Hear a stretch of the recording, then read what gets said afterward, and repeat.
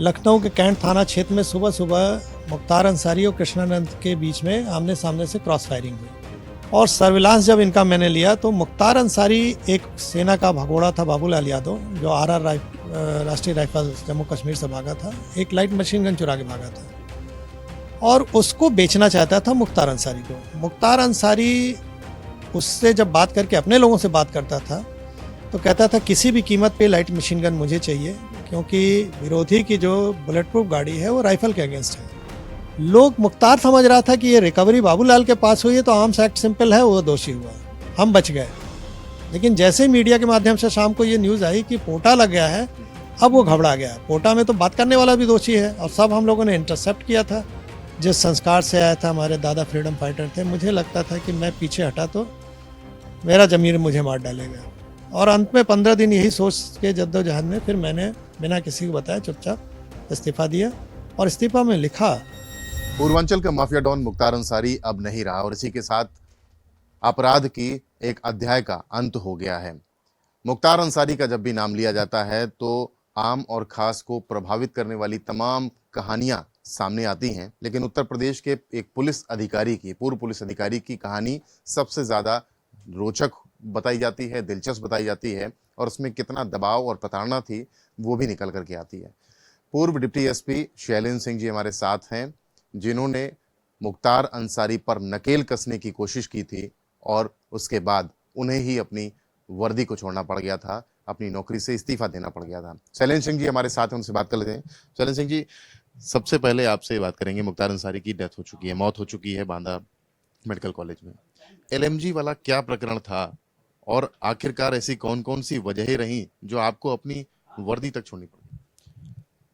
हाँ, एलएमजी का प्रकरण आज से 20 साल पहले का है। 2004 जनवरी शुरुआत की बात है। लखनऊ के कैंट थाना क्षेत्र में सुबह सुबह मुख्तार अंसारी और कृष्णानंद के बीच में आमने सामने से क्रॉस फायरिंग हुई और पूरी सरकार हिल गई, शासन प्रशासन हिल गया कि राजधानी में इस तरह की वारदात हो रही तो अन्य जगहों पर क्या हालत होंगे। एक हाई लेवल की मीटिंग हुई। मीटिंग में डिसाइड हुआ कि एसटीएफ इन पे सर्विलांस पे ले, इन पे निगरानी रखे और इस तरह की वारदातों को रोके, भविष्य में न हो, वरना सरकार की किरकिरी हो रही है।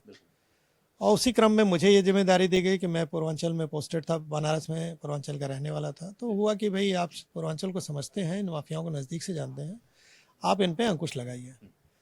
और सर्विलांस जब इनका मैंने लिया तो मुख्तार अंसारी एक सेना का भगोड़ा था, बाबूलाल यादव, जो राष्ट्रीय राइफल जम्मू कश्मीर से भागा था, एक लाइट मशीन गन चुरा के भागा था और उसको बेचना चाहता था मुख्तार अंसारी को। मुख्तार अंसारी उससे जब बात करके अपने लोगों से बात करता था तो कहता था किसी भी कीमत पे लाइट मशीन गन मुझे चाहिए, क्योंकि विरोधी की जो बुलेट प्रूफ गाड़ी है वो राइफल के अगेंस्ट है।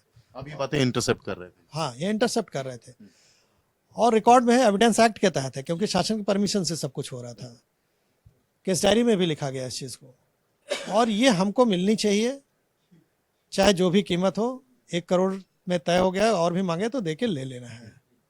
जब ये बात मैंने अपने सीनियर अधिकारियों को बताया तो सबने कहा कि शैलेंद्र, मुख्तार अंसारी के पास लाइट मशीन गन न जाए, वरना वहाँ जाए गई तो लेना मुश्किल हो जाएगा और चलेगी तो पता नहीं कितनी जाने जाएंगी, तो सरकार की भी किरकिरी होगी, पुलिस की भी किरकिरी होगी, तो इसको रिकवर करो। फिर मैंने और मेरी टीम ने जान पे खेल के बिना कैजुअलिटी के सकुशल उसको रिकवर किया। आर्म्स एम्युनिशन पूरा रिकवर हुआ और रिकवर के बाद पोटा, चूंकि कानून एग्जिस्ट करता था तो पोटा लग गया। लोग मुख्तार समझ रहा था कि ये रिकवरी बाबूलाल के पास हुई है तो आर्म्स एक्ट सिंपल है, वो दोषी हुआ, हम बच गए। लेकिन जैसे मीडिया के माध्यम से शाम को ये न्यूज़ आई कि पोटा लग गया है, अब वो घबरा गया। पोटा में तो बात करने वाला भी दोषी है और सब हम लोगों ने इंटरसेप्ट किया था, एविडेंस एक्ट के तहत कवर था। तो ऐसी दशा में फिर उसने मुलायम सिंह पे दबाव बनाया। मुलायम सिंह 2003 में मायावती को तोड़ के अहमद की सरकार बनाए थे, ये सब सपोर्ट करते थे, विधायकों को मैनेज करते थे, तो मुलायम के लिए बहुत खास था ये। और मुलायम ने अधिकारियों को निर्देश दिया, विशेष रूप से जो बनारस के एसएसपी थे सुभाष चंद्रा जी, उनको निर्देश दिया कि इस केस को समाप्त करो, क्योंकि बनारस में ही चौबेपुर थाना में ये केस दर्ज था। और मैं उस समय जब इन लोग से मिला अधिकारियों से, अधिकारियों ने कहा कि इसको शैलेंद्र ख़त्म करो। तो हमने कहा सर कैसे संभव है, आप लोग पुलिस अधिकारी हैं, एक केस दर्ज हो गया है, FIR दर्ज है, अब ख़त्म कैसे होगा? कहने मुलायम सिंह नाराज़ हैं, वो चाहते हैं। कि इस समय सरकार को ये सब सपोर्ट कर रहे हैं। तो हमने कहा देखिए आप लोगों ने ही कहा तब मैंने काम किया, मैंने तो अपनी तरफ से नहीं लिया इनिशिएटिव। अब आप चाहते हैं ख़त्म हो जाए, जो संभव नहीं है। एज ए पुलिस ऑफिसर आप भी जानते हैं कि नहीं हो पाएगा, तो मैं तो नहीं कर सकता। हाँ, आप लोग शायद मुलायम सिंह जी को अपनी बात नहीं समझा पा रहे हैं, तो आप नंबर दीजिए, मैं बात करके समझाऊं उनको। आपकी बात हुई मुलायम सिंह से? तो मैंने कहा उनसे कि 1 to 1 मैं अपनी बात रखता हूँ, शायद वो समझ जाएं।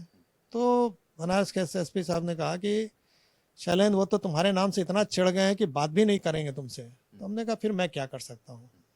फिर नतीजा ये हुआ कि बनारस के जोन के IG, range DIG, SSP, STF सबका ट्रांसफ़र रातों रात किया गया। हम लोग की यूनिट को क्लोज करके वहाँ से बुला लिया गया लखनऊ, और 15 दिन तक मेरे पास भी डायरेक्ट इनडायरेक्ट समझाने के नाम पे, बुझाने के नाम पे, धमकाने के नाम पे, जो भी कह लीजिए, यही समझाया जाता है कि इस केस से आप अलग हो, क्यों इस बीच में पचड़े में फंसे हो। अभी तुम्हारी शुरुआत ही है सर्विस की, लंबी सर्विस है 20-22 साल, और जान पे क्यों खेल रहे हो, परिवार है तुम्हारा, वो बहुत बड़ा माफिया है, एडिशनल एसपी पे गोली चला चुका है, तमाम लोगों पर, बड़े बड़े पॉलिटिकल लीडर्स को उसने किडनैप करके रैंसम लिया, तो तुम इसमें न पड़ो। और मेरी दुविधा ये थी कि मैं जिस संस्कार से आया था, हमारे दादा फ्रीडम फाइटर थे, मुझे लगता था कि मैं पीछे हटा तो मेरा ज़मीर मुझे मार डालेगा। और अंत में 15 दिन यही सोच के जद्दोजहद में फिर मैंने बिना किसी को बताया चुपचाप इस्तीफ़ा दिया, और इस्तीफ़ा में लिखा कि वर्तमान सरकार को माफिया निर्देशित कर रहे हैं, ये बाहर से नहीं समर्थन दे रहे हैं, ये निर्देशित कर रहे हैं और सरकार इनके कहने पे चल रही है। ऐसे में हम जैसे ईमानदार लोक सेवक के लिए काम करना मुश्किल है, और मैं स्वेच्छा से त्यागपत्र दे के बाहर जा रहा हूँ। डील इंटरसेप्ट जब आप लोग कर रहे थे तो मुख्तार अंसारी को आप लोग अप्रोच भी पकड़ने की बात भी कर रहे थे, वो इंसिडेंट क्या था जब मुख्तार आते आते रह गया आपके सामने? अब बात सही है, जब हम लोगों ने इंटरसेप्ट कर लिया और रिकवर कर लिया, तो बाबूलाल से हमने कहा देखो अभी तो मुख्तार को मालूम नहीं रिकवर हो गया, तुम लगातार बात कर रहे थे, अब उसको बात करके बुलाओ बनारस, और वहीं सामने लेन देन में ही सब पकड़ा जाए, ताकि वो बच भी ना पावे। सामने सामने उससे बात कराई, मुख्तार लखनऊ से चल के जौनपुर तक आ गया, और सवेरे डील होनी थी, और डील फाइनल हो गई कि कैंट स्टेशन के सामने जो पार्किंग एरिया उसमें डील होगा। और हम लोग भी पूरी तैयारी से थे, हमें मालूम था कि पुलिस देखते हो सकता है इसके लोग भी कुछ करें हरकत, तो हम लोगों ने कहा कि नहीं ठीक है, हम देखेंगे उसमें जो करना होगा, परिस्थिति उस समय जैसी होगी वो किया जाएगा।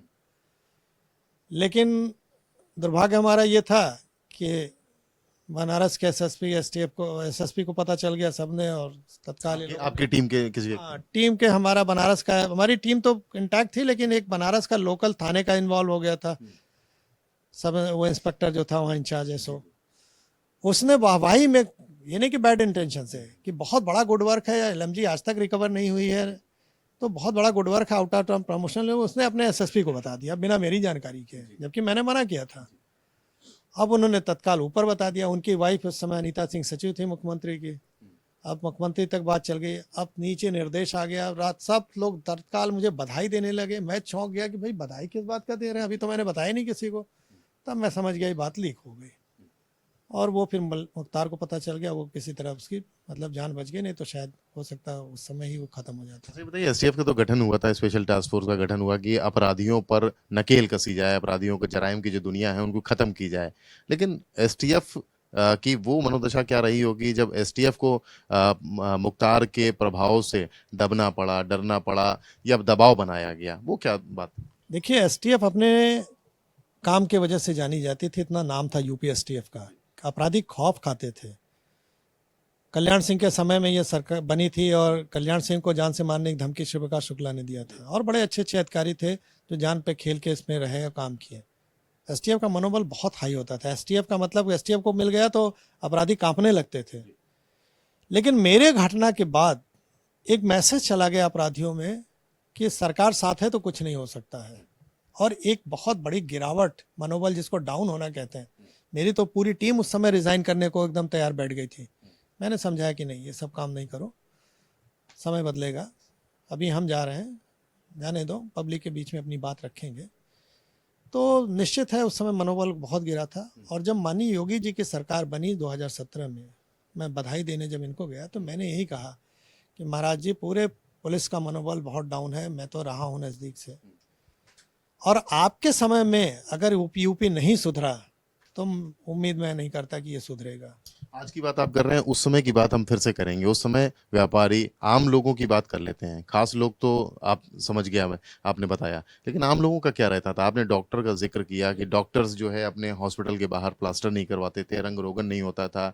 जो और तमाम लोग हैं कारोबारी रंगदारी के चलते बाहर जाते थे। तो इन सब चीज़ों का क्या रहता था, क्या देखते थे आप? नहीं, बिल्कुल सही बात है। जब हम लोग देख रहे थे एसटीएफ में, तो बनारस में खासकर पूर्वांचल पूरा ही देख लीजिए, लोग डर के मारे शो ऑफ नहीं करते थे कि मेरे पास पैसा है, क्योंकि तत्काल रंगदारी मांगने के लिए चला जाता था। मुन्ना बजरंगी जैसे लोग उस समय शूटर थे जो मुख्तार के, तो इन लोग डराते धमकाते थे। व्यापारी अपने बच्चों की शादी बाहर जा जाके करते थे। बनारस के एक बहुत बड़े प्रतिष्ठित व्यापारी, नाम लेना उचित नहीं है उनका, उनसे मैंने कहा कि भाई आपने शादी की, हम लोग को बताया तक नहीं, जबकि इतने क्लोज रहे। क्या शैलेंद्र जी, मैंने किसी को नहीं बनारस से इनवाइट किया था, मैं चुपचाप बाहर जाके आगरा में शादी किया कि जिससे लोग जान न पावे कि हम लोग संपन्न हैं। डॉक्टर मेरे ही रिलेटिव जानने वाले थे, आईएमए के जो प्रेसिडेंट थे उनके पास में गया तो उनका क्लिनिक बाहर से देखा मैंने, प्लास्टर तक नहीं हुआ। हमने कहा क्या दशा बना रखी है अंदर इतना अच्छा? क्या इसलिए नहीं करते कि लोगों की निगाह में ना आ जाए कि रंगदारी मांगने लगेंगे। तो ये नौबत थी उस समय। आखिरी सवाल आपसे ये कि आपने बहुत कुछ झेला है, आपके परिवार ने क्या झेला, क्या मनोदशा रही, और आपकी स्थिति के बारे में क्या कहेंगे? अब बहुत लंबा समय गुजर गया। मैं रिज़ाइन करने के बाद कहीं हमको रहने का मतलब सर पे छत नहीं थी, चलने गाड़ी नहीं था, कोई आजीविका नहीं था, तो बहुत एक कठिन दौर गुजरा। कहीं हम जॉब भी करना चाहें तो वहाँ धमका दिया जाता था, कहीं मकान लेना चाहें किराए का तो वहाँ धमका दिया जाता था, कोई हमको देता नहीं था। वो सब दौर देखा मैंने। फिर मुझे अरेस्ट 2-2 बार किया गया, वो भी परिवार ने मेरा देखा झेला। जिस थाने में हम अपराधियों को बंद करते थे उसी थाने में हमें लॉकअप में डाला गया। किस तरह से घसीट के पुलिस ले गई ये भी देखा आप लोगों ने, मीडिया में सब है कवरेज। तो परिवार पर तो असर पड़ता ही है। भगवान न करे ऐसा दिन किसी और को भी देखना पड़े।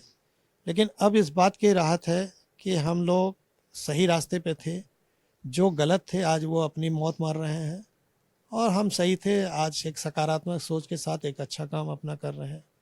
शैलेंद्र सिंह, उत्तर प्रदेश पुलिस के पूर्व अधिकारी, वर्दी छोड़नी पड़ी मुख्तार अंसारी के खिलाफ जब अपराध कारित करने के बाद कार्रवाई करने के लिए पहुंचे तो तमाम सरकार, जो वर्तमान सरकार थी, उससे तमाम प्रेशर पड़ा और उसके बाद वर्दी छोड़ करके अपनी राह को जुदा किया।